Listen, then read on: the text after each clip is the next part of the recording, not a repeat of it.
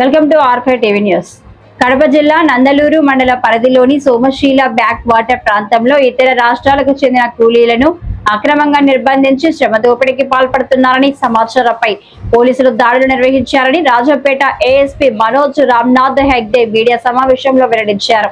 ఆయన ఈ సందర్భంగా మాట్లాడుతూ ఒంటిమిట్ట సిఐ పి వెంకటేశ్వర్లు ఆధ్వర్యంలో నందలూరు ఎస్ఐని మల్లికార్జున రెడ్డి పోలీస్ సిబ్బందితో కలిసి కొత్తవారి గ్రామం వద్ద తనిఖీలు చేపట్టి 7 నిందితులను రిమాండ్ కు పంపిస్తున్నామని ఏఎస్పీ రామ్నాథ్ హెగ్డే అన్నారు.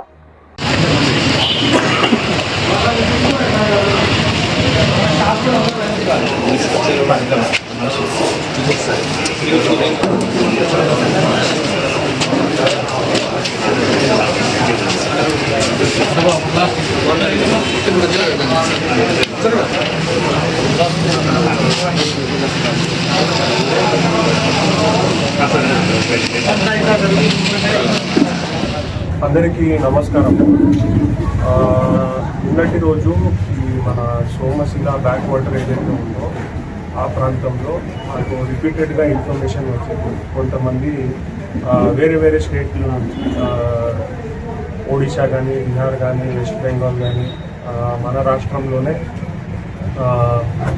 ఈస్ట్ గోదావరి, వెస్ట్ గోదావరి లేదంటే విశాఖపట్నము అటువైపు నుంచి కొంతమందిని ఎవరైతే ఈ రైల్వే స్టేషన్లో ఉంటారో కొంతమంది అనాథులు కానీ లేదంటే లేని వాళ్ళు ఎవరైతే ఉంటారో వాళ్ళని మన సోమశిల బ్యాక్ వాటర్ తీసుకువచ్చి పని ఇప్పిస్తాము తీసుకోవచ్చి కొంతమంది చాలామంది వరకు ఇష్టపూర్వకంగానే వస్తారు, పని చేయాలని వస్తారు. దానిలో కొంతమందిని ఇష్టం లేకుండా కూడా వాళ్ళని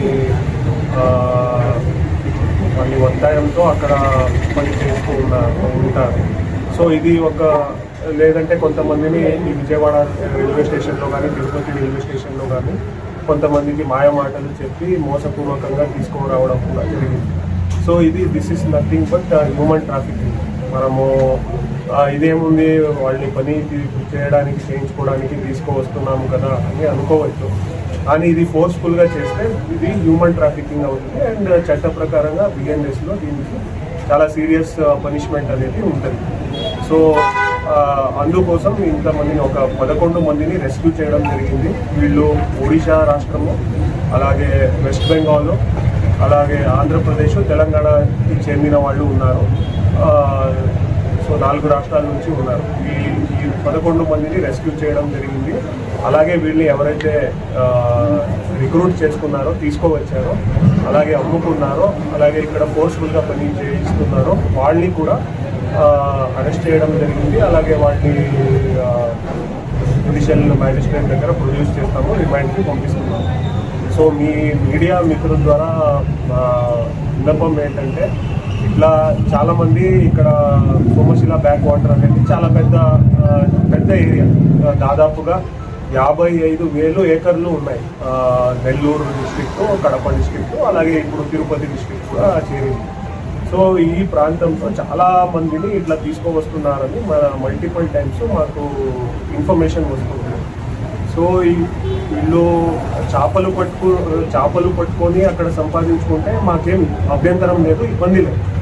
కానీ ఇట్లా ఫోర్స్ఫుల్గా ఎవరినైనా పెట్టుకోవడం అనేది చాలా పెద్ద ఆఫెన్స్, సీరియస్ ఆఫెన్స్.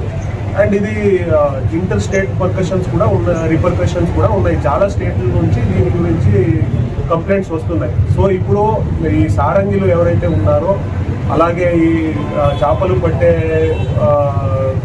ప్రొక్యూర్ చేసుకునే వాళ్ళు ఎవరైతే ఉన్నారో వాళ్ళకి మీడియా ద్వారా గట్టిగా వార్నింగ్ ఇస్తున్నాము. ఏంటంటే మళ్ళీ ఇలాంటివి ఇన్సిడెంట్స్ జరిగితే యాక్షన్స్ ఇంకా గట్టిగా ఉంటాయి, చాలా గట్టిగా ఉంటాయి.